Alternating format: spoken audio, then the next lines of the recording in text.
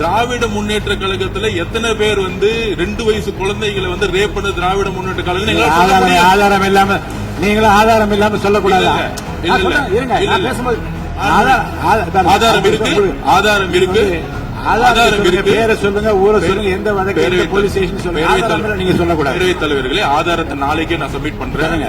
நாளைக்கே சப்மிட் பண்றோம். அதாவது நாங்கள் பதிவு பண்ணுது, நாங்கள் என்ன இல்ல நான் பேசி முடிச்சிடுறேன். நான் பேசி முடிச்சிடுறேன். நாங்க பேசி முடிச்சிடுறோம். அதுக்கப்புறம் கருத்து சொல்ல. அதாவது ஒரு கட்சியில நான் பேசி முடிச்சிடுறேன். ஒரு கட்சியில கோடான கோடி மெம்பர்ஸ் இருப்பாங்க. 1 கோடி பேர், அவங்க 2 கோடி பேர் சொல்லுவாங்க. நாங்க அது மாதிரி 1 கோடி பேர் 2 கோடி பேர் சொல்லுவோம். அதுல சில பேர் செய்யக்கூடிய தவறுகளை உடனடியாக கவனித்து வரும் பொழுது யார் யாரெல்லாம் தவிர உடனடியாக கைது செய்யப்பட்டிருக்காங்க. இது திமுக, அதிமுக மித்த கட்சி பிரச்சனைகள் கிடையாது.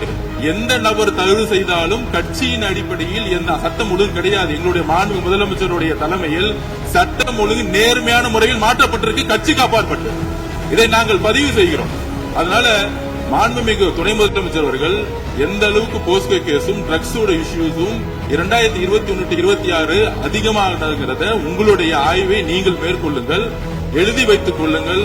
6 மாதத்துக்குள் சட்டம் ஒழுங்கு இந்தியாவில் எந்த அளவிற்கு ஒரு உதாரணமாக இருக்குமோ பெண் பாதுகாப்புக்கும் குழந்தைகள் பாதுகாப்புக்கும் ஒரு நேர்மையான ஆட்சியை எங்கள் தலைவர் கொடுப்பாருங்கிறது நாங்கள் பதிவு